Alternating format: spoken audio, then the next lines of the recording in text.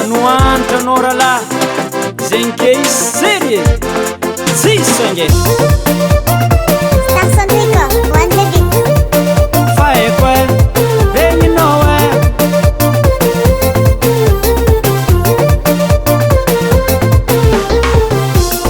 anao mpagnabe manjaigny mpianatra nagnino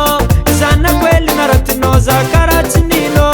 nefa anao mbare mandeny natokisagny zanako zao naratinao za malahelo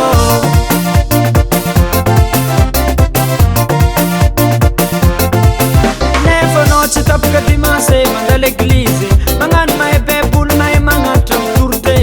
indesiko amy fanjakana izy ty tsy vita eto atsika mifankahita mpampianatra manjaigny mpianatre zegny raha malaza mizao mpampianatra manjaigny mpianatre tsy manjary faranakao marare foko zegny marare tsy manjare anao olo tsy manjare marare foko zegny marare tsy manjare anao olo tsy manjare oh yeah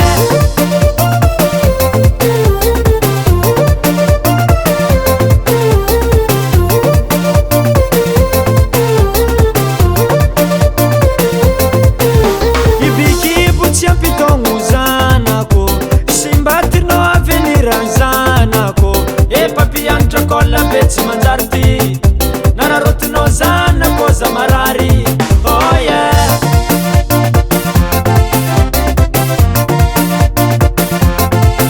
ty tsy vita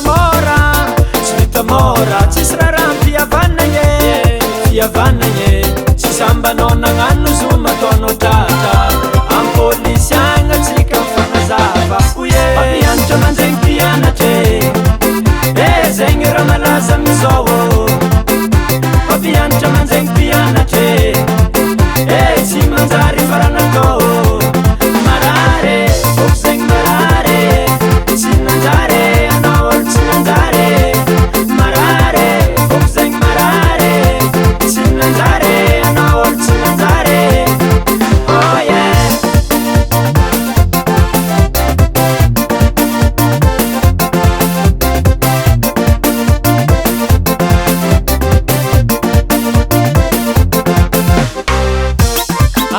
zanako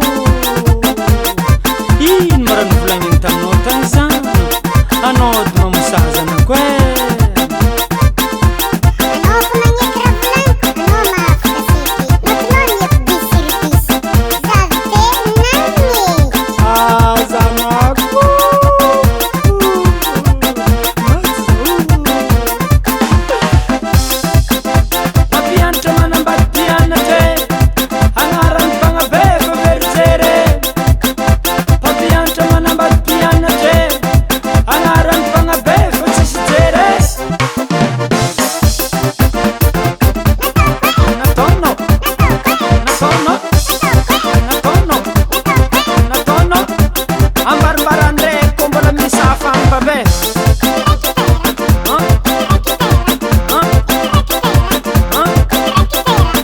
Azalabe,